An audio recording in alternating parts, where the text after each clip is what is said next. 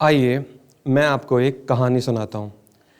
एक दफ़ा का जिक्र है कि एक गांव में 3 दोस्त रहते थे। एक का नाम था सुनो, एक का नाम था जियो और एक का नाम था विंडो। और ये तीनों दोस्त जो थे वो एक गांव में रहते थे और उस गांव का नाम था ग्रीन वैली।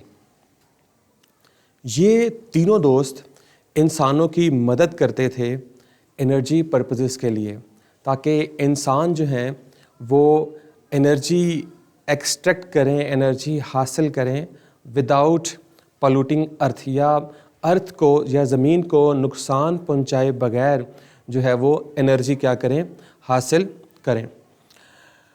तो इनमें से जो सबसे पहला दोस्त है सुनो एक बहुत ही ब्राइट और शाइनी लड़का था। उसने कहा कि जो मेरी एनर्जी है वो सन से आती है, और उसने इंसानों को कहा कि आप ये एनर्जी जो है जो सन से मैं आपको लेकर दूंगा, इस एनर्जी को आप अपनी यूज़फुल एनर्जी पर्पसेस के लिए यूटिलाइज़ कर सकते हैं।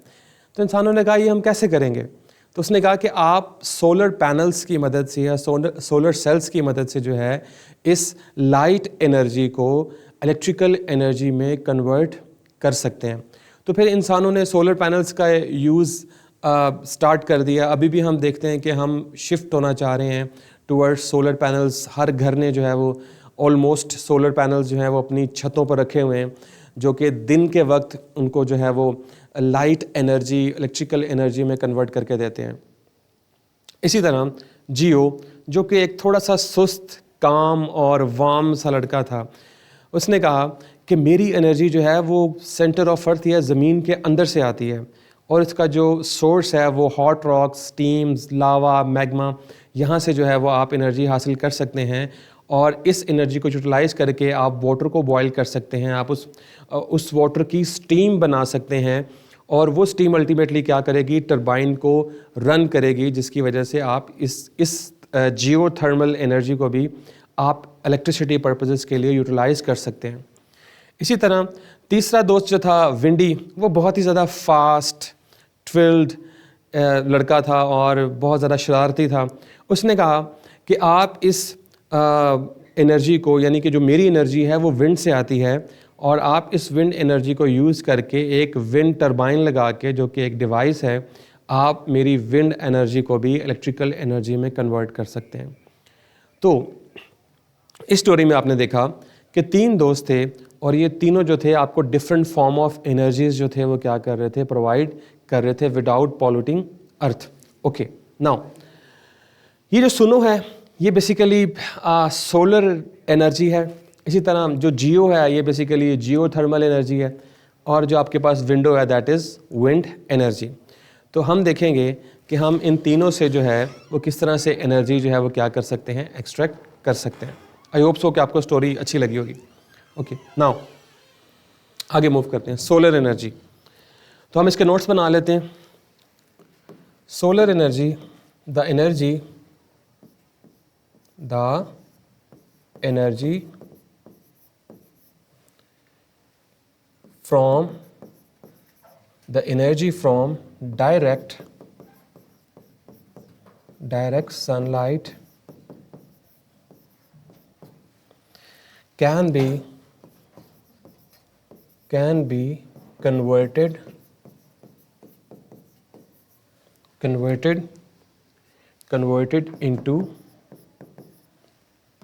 into electrical energy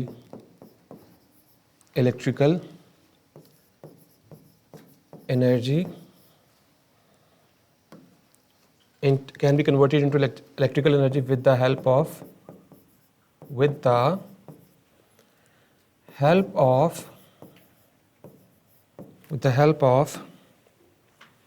solar cells। इनको सोलर सेल्स भी कहा जाता है, और इन्हीं का जो दूसरा नाम है वो होता है फोटोवोल्टिक सेल्स। फोटोवोल्टिक सेल्स, ये दोनों तरह से जो है वो इनका नाम जो है वो यूटिलाइज होता है। ओके, तो आप क्या करते हैं सोलर एनर्जी में कि जो आपके पास डायरेक्ट सनलाइट आ रही है, आप उस सनलाइट को किस में कन्वर्ट कर सकते हैं, इलेक्ट्रिसिटी में कन्वर्ट कर सकते हैं या इलेक्ट्रिकल एनर्जी में कन्वर्ट कर सकते हैं with the help of solar cells या सोलर पैनल्स। ओके, उसके बाद अगला पॉइंट देखें, solar energy, solar energy, solar energy can be harnessed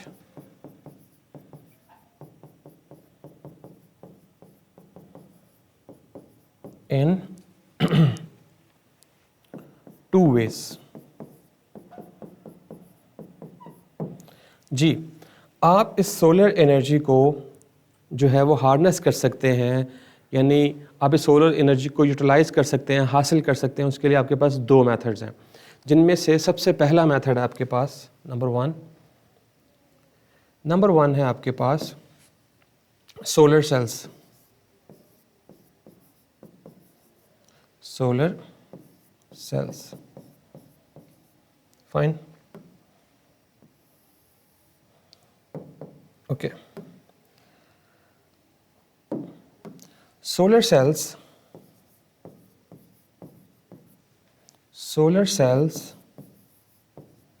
are made up of semiconductor materials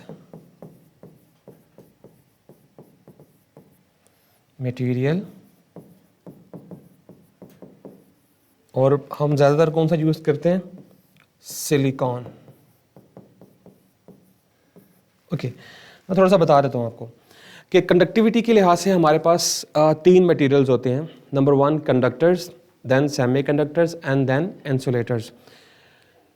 semiconductors की जो कंडक्टिविटी होती है वो इंसुलेटर से थोड़ी सी ज़्यादा होती है और कंडक्टर से थोड़ी सी कम होती है। और ये मटेरियल जो है ये एक तो चीपली अवेलेबल हैं, अबंडेंट फॉर्म में हमारी अर्थ पे मौजूद हैं, तो हम इन्हें इलेक्ट्रॉनिक पर्पसेस के लिए क्या करते हैं, यूटिलाइज़ करते हैं। और इनमें से जो मोस्ट प्रॉब्ली हम यूज़ करते हैं वो सिलिकॉन होता है या फिर जर्मेनियम होता है। तो हम मोस्टली ज़्यादा एफिशिएंसी के लिए जो है वो सिलिकॉन को यूज़ करते हैं। Okay, so semiconductor material silicon. Okay, now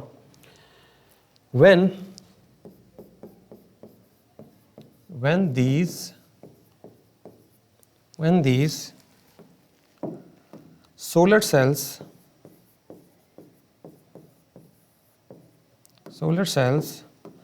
are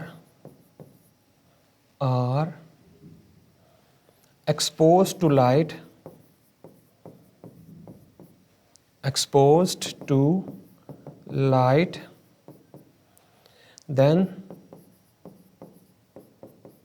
they convert light into electricity। जी, मैंने आपको बताया कि आप सोलर एनर्जी जो है वो क्या कर सकते हैं, दो तरह से जो है वो हार्नेस कर सकते हैं। और उनमें से जो पहला मेथड है हमारे पास वो है सोलर सेल्स, जिन्हें हम फोटोवोल्टिक सेल्स भी कहते हैं। और आप उसे कैसे कर सकते हैं कि जब भी आप इस सोलर सेल्स को एक्सपोज करते हैं सनलाइट में, तो फिर ये क्या करता है कि ये सोलर सेल जो है वो सनलाइट को किस में कन्वर्ट कर देता है, इलेक्ट्रिकल एनर्जी में कन्वर्ट कर देता है। तो ये एक तरीका आप घरों में भी ऐसे करते हैं कि आप जब घरों में सोलर सेल्स, जब आप बहुत सारे सोलर सेल्स को कंबाइन करते हैं तो वो एक मॉड्यूल बन जाता है और उसको फिर हम कहते हैं सोलर पैनल। तो जब आप सोलर पैनल को छत पे रखते हैं और आप उसकी ओरिएंटेशन को एडजस्ट करते हैं कि किस तरफ, यानी कि उसका जो फेस होता है, आप कोशिश करते हैं कि वो मैक्सिमम टाइम जो है वो सन को फेस करे। तो फिर क्या होता है उससे कि जब लाइट फॉल होती है उसके ऊपर, तो उससे क्या होता है कि ये जो लाइट एनर्जी होती है सनलाइट की, ये कन्वर्ट होती है इलेक्ट्रिसिटी में और आप इसे अपने हाउस होल्ड पर्पजेज़ के लिए क्या करते हैं, यूटिलाइज़ करते हैं। ओके, तो ये बात मैंने यहाँ पे लिखी है। ओके, ये तो हो गया पहला तरीका। नाउ अब हम बात करते हैं दूसरे की। ओके, तो दूसरा जो है वो है solar heating systems. Solar heating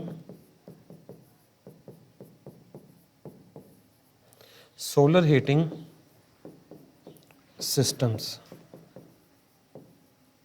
okay, तो आप इन सोलर हीटिंग सिस्टम्स को जो है वो यूटिलाइज करते हैं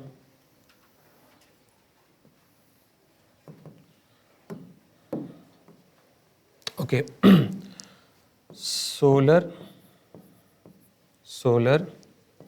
heating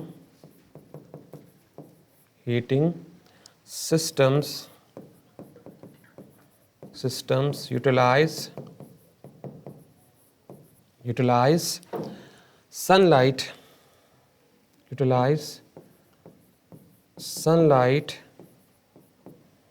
for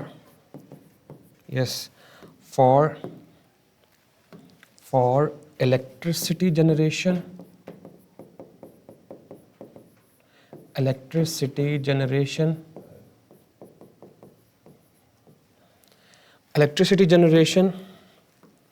and water heating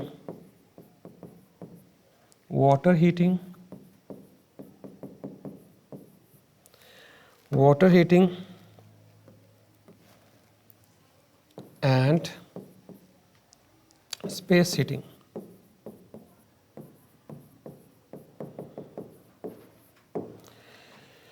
तो आप ये सोलर हीटिंग सिस्टम्स को यूज़ करते हैं, इलेक्ट्रिसिटी जनरेशन के लिए भी यूज़ करते हैं, और आप इसे वाटर हीटिंग के लिए भी यूज़ करते हैं, और स्पेस हीटिंग के लिए भी क्या करते हैं, यूज़ करते हैं।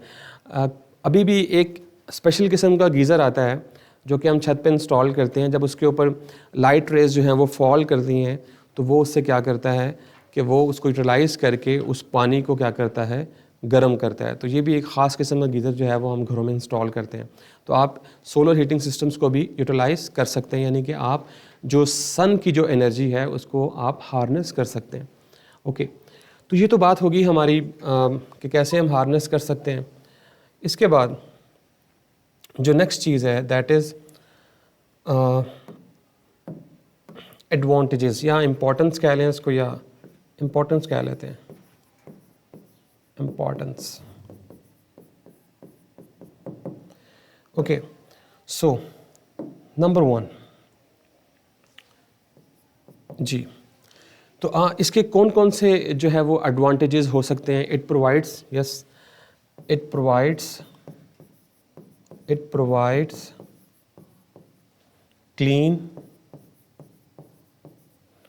clean and eco-friendly energy. एक तो आपको ये क्लीन एनर्जी जो है वो प्रोवाइड करती है और इको फ्रेंडली भी है। मतलब कि जब हम ये एनर्जी सोर्स यूज़ कर रहे होते हैं तो ये हमारे जो इकोसिस्टम है उसको ये डिस्टर्ब नहीं करता, यानी किसी किस्म का पॉल्यूशन जो है वो क्रिएट नहीं करता। इसी तरह से it does not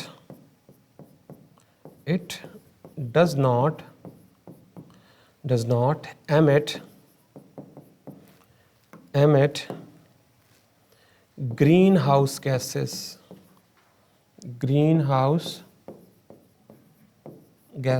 ji, greenhouse gases क्या हैं? ग्रीन हाउस गैसेस जो हैं ये कार्बन डाइऑक्साइड, वाटर वेपर्स, ये एक सस्पेंशन सी बन जाती है एटमॉस्फेयर में जो कि हीट को हमारी अर्थ में ट्रैप कर देती है, और उसके नतीजे में क्या होता है कि ग्लोबल वार्मिंग का जो अमल है वो होता है, जिससे हमारी अर्थ का जो टेम्परेचर है वो आहिस्ता आहिस्ता राइज कर रहा है। ओके, तो ये वो गैसेस भी एमिट नहीं करती। Number 3, it is a renewable source. जी, सूरज रोज़ाना निकलता है। यस, सूरज रोज़ाना निकलता है, आप रोज़ाना जो है वो इसकी एनर्जी को यूटिलाइज़ कर सकते हैं। तो ये एक रीन्यूएबल रिसोर्स है, मतलब कि ये कभी भी ख़त्म नहीं होगा अगर हम लीनियरली स्पीकिंग बात करें तो। ओके, चौथा है abundance of silicon, abundance of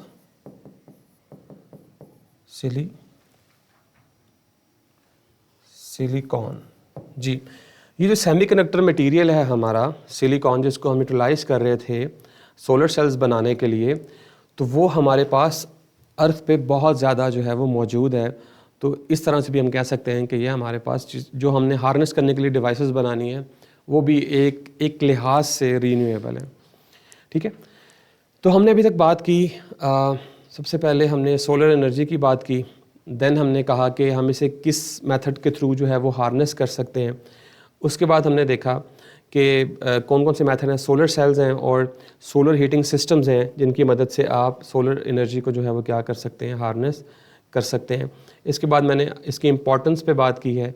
अब हम इसकी बात करते हैं, डिसएडवांटेजेस की बात कर लेते हैं। Yes, disadvantages. Okay, number one जी, large space is required, large space is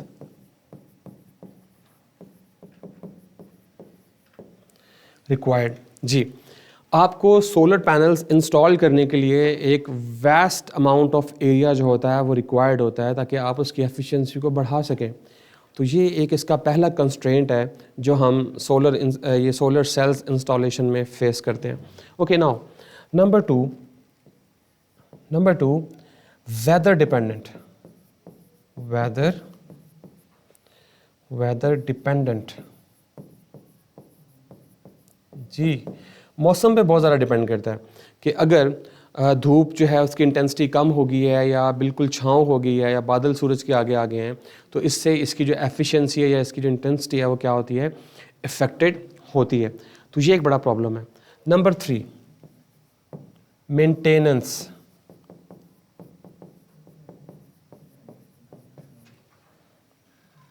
maintenance issues, ये उससे भी बड़ा मसला है। होता क्या है कि डस्ट पार्टिकल जो हैं वो सोलर सेल्स के ऊपर जो हैं वो बिल्कुल चिपक जाते हैं जब आप उनको ओपन एयर में रखते हैं। तो ओपन एयर में हम इसको इंस्टॉल करते हैं, तो उससे भी क्या होता है कि जो एफिशिएंसी होती है वो कम हो जाती है। तो आपको इसको कुछ टाइम के बाद जो है वो इसको मेंटेन करना पड़ता है, इसको साफ़ करना पड़ता है। तो ये इसके कुछ डिसएडवांटेजेस हैं। ये एडवांटेजेस हैं जो हमने इससे पहले डिस्कस कर लिए हैं। ओके फाइन, मैं इसको ज़रा करके बता दूँ आपको। जी, तो ये हमारा सोलर एनर्जी का कंप्लीट टॉपिक है। अब इसमें एडवांसमेंट क्या हो रही है? अब साइंटिस्ट ये कोशिश कर रहे हैं कि किसी तरह से हम जो है वो स्पेस में जो है वो एक सोलर पार्क बनाएं, एक फ्लोटिंग सोलर पार्क बनाएं जो कि सूरज की जो एनर्जी है, लाइट एनर्जी है, उसको इलेक्ट्रिकल एनर्जी में कन्वर्ट करें और किसी मेथड के थ्रू वो स्पेस से जो है वो इलेक्ट्रोमैग्नेटिक वेव्स की फॉर्म में हम उस एनर्जी को स्पेस से ज़मीन पर ट्रांसफ़र करें, यूटिलाइज करें। उसकी वजह ये है कि ये जो हमारे एटमॉस्फेरिक लेयर्स हैं और इसके साथ साथ जो ये डिफरेंट किस्म डस्ट पार्टिकल्स जो हैं वो आ जाते हैं दरमियान में, तो जिसकी वजह से हमारी सूरज की जो इंटेंसिटी है या जो उसकी जो पावर है वो कम्प्लीटली ज़मीन तक नहीं पहुंच पाती। यानी कि अगर उसकी आउट ऑफ द स्पेस जो है वो 1.4 उसकी इंटेंसिटी है, तो जब वो डिफरेंट लेयर्स में से गुजर के आती है तो वो सिर्फ 1 रह जाती है, तो कम हो जाती है। तो साइंटिस्ट सोच रहे हैं कि हम स्पेस में सोलर पार्क्स जो हैं वो बनाएं, लेकिन अभी इस पर काम चल रहा है। ओके, तो ये थी solar energy. I hope so कि ये क्लैरिटी आ गई होगी आपको। ओके, नाउ हम आगे चलते हैं। Yes, the next one is geothermal energy.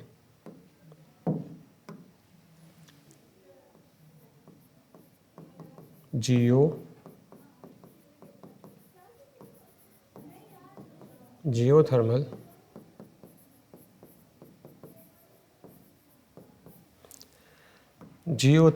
Energy. जी, वो जो कहानी में हमने जियो की बात की थी वो बेसिकली जियोथर्मल एनर्जी ही है। हम इसे देख लेते हैं। energy that is sourced from depth of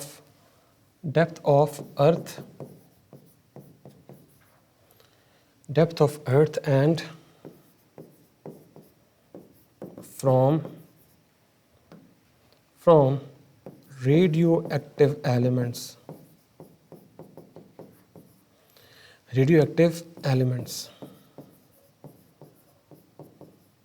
जी।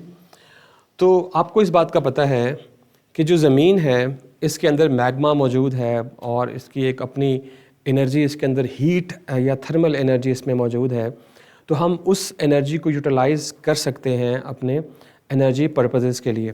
तो ऐसी एनर्जी जो कि आप डेप्थ ऑफ अर्थ यानी कि बिल्कुल अर्थ की कोर से जो है वो क्या करते हैं, हासिल करते हैं, उसे हम क्या कहते हैं, जियोथर्मल एनर्जी। और ये जो एनर्जी होती है ना सिर्फ ये मोल्टन रॉक्स की वजह से, लावा या मैग्मा की वजह से नहीं, बल्कि इसमें कुछ रेडियो एक्टिव एलिमेंट्स भी मौजूद होते हैं। तो ऐसे एलिमेंट्स जो कि रेडिएशंस एमिट करते हैं उन्हें हम रेडियो एक्टिव एलिमेंट्स कहते हैं। तो इन दोनों के कम्बिनेशन की वजह से वहाँ पे हमारे पास एक हीट एनर्जी जो है वो मौजूद है। ओके, तो ये जियोथर्मल एनर्जी है और इसका सोर्स क्या हो सकता है वो भी हम देख लेते हैं अभी।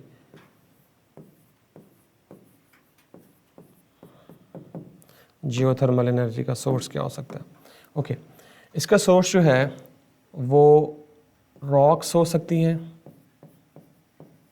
Rocks and stems. जी, ज़मीन के नीचे जो रॉक्स हैं, मेल्टेड रॉक्स हैं, वो भी इसका सोर्स हो सकती हैं। और दूसरा जो है ज़मीन के नीचे जो स्टीम हमें मिलती है गीज़र्स की फॉर्म में, मतलब जो गर्म पानी जो है वो परफोरेटेड रॉक्स में से जो स्प्रिंग करके निकलता है, वो भी इसका सोर्स हो सकता है।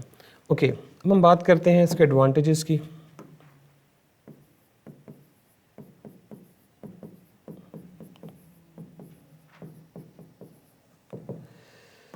ओके, एडवांटेजेस में सबसे पहले कि ये एक रीन्यूएबल रिसोर्स है, renewable resource.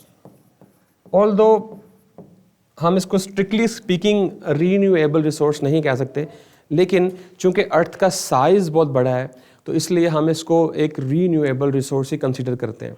Okay, now number 2, does not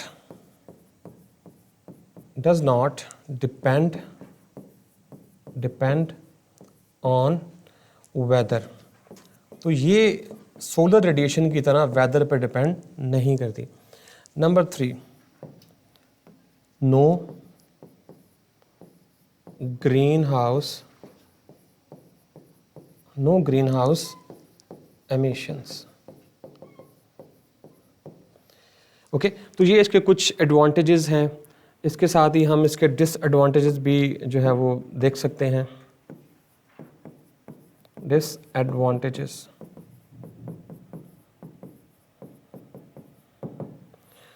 okay, disadvantages में क्या होता है कि जब आप ये जियोथर्मल एनर्जी जो है वो एक्सट्रैक्ट करते हैं तो इसके साथ एक गैस निकलती है जो कि हाइड्रोजन सल्फाइड गैस होती है, जो कि टॉक्सिक गैस है। Release of toxic gas which is hydrogen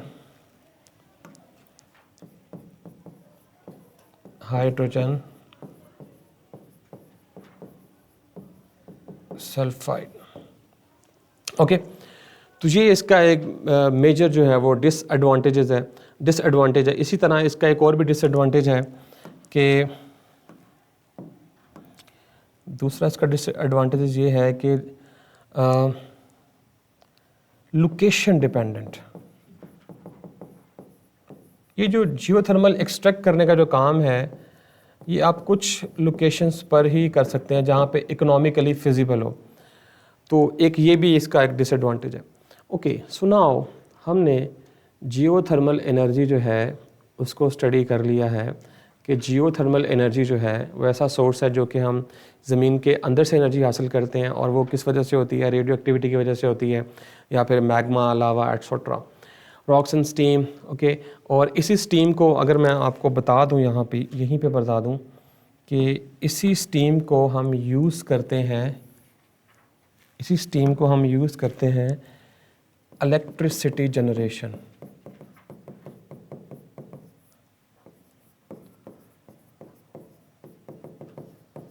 okay, ये स्टीम जो है इसको हम यूटिलाइज़ करते हैं, जिससे जब स्टीम आती है तो ये टरबाइन को क्या करती है, रोटेट करती है, जिसकी वजह से हम इसे इलेक्ट्रिसिटी में कन्वर्ट कर सकते हैं। बहरहाल इसका एक पूरा प्लांट होता है, वो भी मैं डिस्कस नहीं कर रहा, लेकिन रफली आप याद रखें कि हम इस स्टीम को जो है वो क्या करते हैं, इलेक्ट्रिसिटी जनरेशन के लिए इस्तेमाल करते हैं।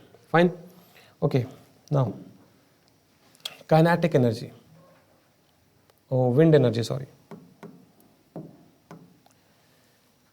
Wind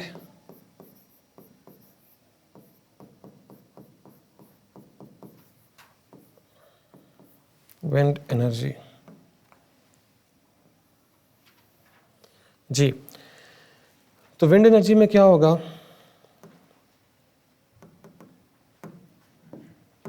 the kinetic energy, the kinetic energy of wind is converted into electrical energy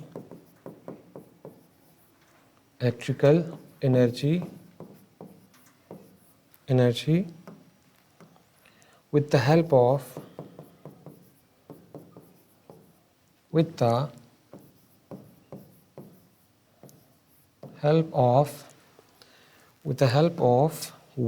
turbine।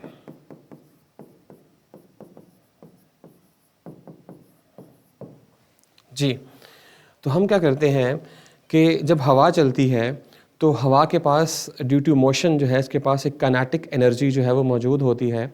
तो इस काइनेटिक एनर्जी को हम क्या करते हैं, इलेक्ट्रिकल एनर्जी या इलेक्ट्रिसिटी में कन्वर्ट करते हैं with the help of wind turbine. Okay, so अगर आपने विंड टरबाइन नहीं देखी तो मैं ड्रॉ कर लेता हूँ यहाँ पे।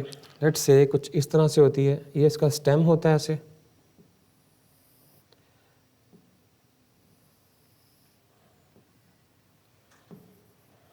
तो ये उस विंड टरबाइन का जो है वो स्टेम होता है जब हम इसको इंस्टॉल करते हैं। ओके, और इसके पीछे यहाँ पे जो है वो ओके, तो ये इसका जो है वो स्टेम होता है, और इस पर जो है वो हम क्या करते हैं, यहाँ पे एक हब इंस्टॉल करते हैं। इस हब जो है इसके बिल्कुल बैक साइड पे जो है वो जनरेटर अटैच होता है। हब ऐसी चीज़ होती है जो किसी चीज़ को घुमाती है। फाइन, और फिर हम क्या करते हैं कि इसके ब्लेड्स होते हैं। तो अगर मैं बना सकूं यहाँ पे ऐसे एक ब्लेड, इसी तरह दूसरा ब्लेड होता है इसका ऐसे, ओके, इसी तरह ये तीसरा ब्लेड है इसका। ओके, तो ये इसके जो है वो रूटर ब्लेड्स होते हैं, जिन्हें हम रूटर ब्लेड्स कहते हैं। फाइन, तो जस्ट अ मिनट।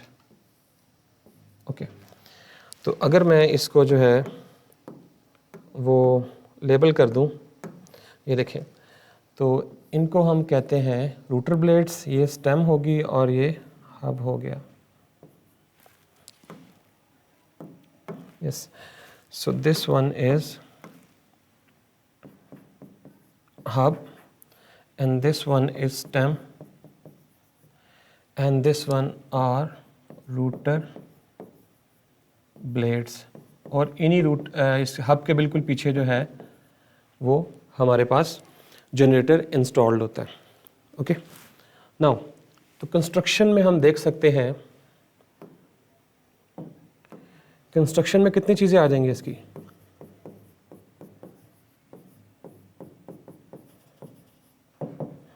कंस्ट्रक्शन में 3 चीज़ें आएंगी, जिनमें से नंबर 1 है, नंबर 1 यहाँ पे लिख लेता हूँ। नंबर 1 है जी, इसमें हब है एक, ओके फाइन। नंबर 2, इसमें जनरेटर इंस्टॉल्ड है, फाइन। जनरेटर के साथ तीसरी चीज़ है router blades, router plates. Yes, तो आपने अभी तक देखा कि विंड एनर्जी जो है वो हम कैसे जो है वो हार्नेस करते हैं, कि जो होती है विंड की जो काइनेटिक एनर्जी होती है वो क्या करती है, जब हवा आती है तो इन रूटर ब्लेड्स को क्या करती है, घुमाती है। तो जब ये रूटर ब्लेड्स घूमते हैं, इस हब के साथ अटैच होते हैं, जब ये घूमते हैं तो इसके बिल्कुल बैक साइड पे जनरेटर लगा होता है। वो जनरेटर की कॉइल भी घूमती है। जब वो जनरेटर की कॉइल घूमती है तो ये बेसिकली जो वहाँ से आपके पास, अगर मैं बताऊँ आपको कि लेट्स से आपके पास जो काइनेटिक एनर्जी है, देखिए विंड की जो काइनेटिक एनर्जी है वो किस में कन्वर्ट होगी, इन रूटर ब्लेड्स की मैकेनिकल एनर्जी में। और ये जो रूटर ब्लेड्स की जो मैकेनिकल एनर्जी होगी ये फर्दर किस में कन्वर्ट होगी, इलेक्ट्रिकल एनर्जी में, electrical energy of generator. Okay, तो इस एनर्जी कन्वर्जन के प्रोसेस के थ्रू आप क्या कर सकते हैं, इसको अंडरस्टैंड कर सकते हैं। ओके, सो नाउ आगे चलते हैं। तो इसके जो है वो, अगर हम एडवांटेजेस की बात करना चाहें,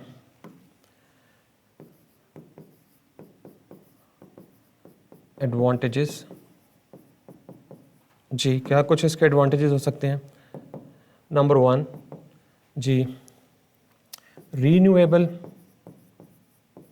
एक रीन्यूएबल सोर्स है क्योंकि हवा तो चलती रहती है, आपको पता है।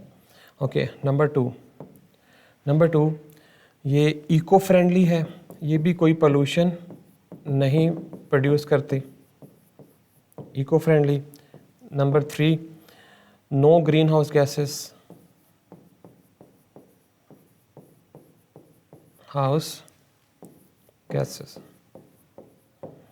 फाइन। ये थे इसके एडवांटेजेस, एंड देन हम बात करते हैं डिसएडवांटेजेस की।